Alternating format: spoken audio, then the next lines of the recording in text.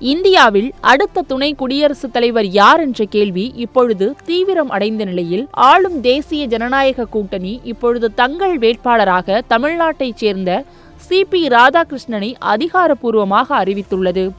ஜெகதீப் தன்கர் தனது பதவியை ராஜினாமா செய்ததை தொடர்ந்து செப்டம்பர் 9 நடைபெறவிருக்கும் இந்த தேர்தலில் CP ராதாகிருஷ்ணனின் பின்னணி என்ன, அவரது அரசியல் பயணம் எப்படிப்பட்டது, வாங்க விரிவா பார்க்கலாம். 1957 திருப்பூரில் பிறந்தவர் சந்திராபுரம் பொன்னுசாமி ராதாகிருஷ்ணன். தனது மாணவர் பருவத்திலேயே RSS மற்றும் ஜனசங்கம் அமைப்புகளில் தன்னை இணைத்துக் கொண்டார். அவரது அரசியல் பயணத்தில் ஒரு முக்கிய திருப்பு முனையாக அமைந்தது 1998 நடந்த நாடாளுமன்ற தேர்தல். அப்பொழுது கோயம்புத்தூர் தொகுதியில் போட்டியிட்ட அவர் 1.5 லட்சம் வாக்குகள் வித்தியாசத்தில் வெற்றி பெற்று முதன்முறையாக நாடாளுமன்றத்திற்குள் நுழைந்தார். அதைத் தொடர்ந்து 1999 நடந்த தேர்தலிலும் மீண்டும் அதே தொகுதியில் வெற்றி பெற்றார்.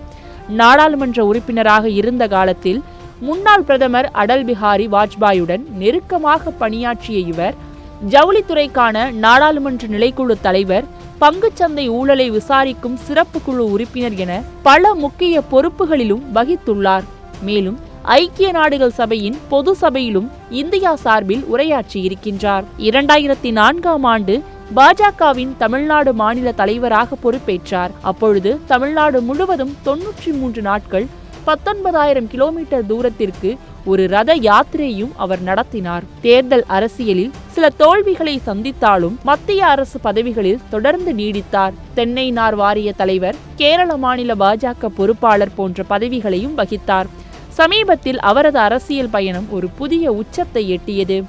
2023 ஜார்க்கண்ட் ஆளுநராகவும், பின்னர் தெலுங்கானா, புதுச்சேரி, இறுதியாக மகாராஷ்டிரா மாநிலத்தின் ஆளுநராகவும் அடுத்தடுத்து நியமிக்கப்பட்டார். எந்த மாநிலத்தில் ஆளுநராக இருந்தாலும் தமிழக அரசியல் நிகழ்வுகளை தொடர்ந்து கவனித்து தனது கருத்துக்களை பதிவு செய்து வந்தார்.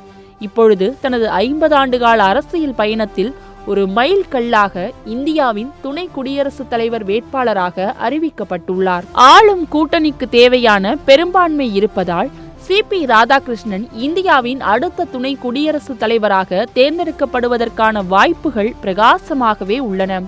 இதன் மூலம் சர்வப்பள்ளி ராதாகிருஷ்ணன், R வெங்கட்ராமன், KR நாராயணன் ஆகியோருக்கு பிறகு இந்த பதவியை அலங்கரிக்கப் போகும் 4வது தமிழராக அவர் உருவெடுக்கப் போகின்றார்.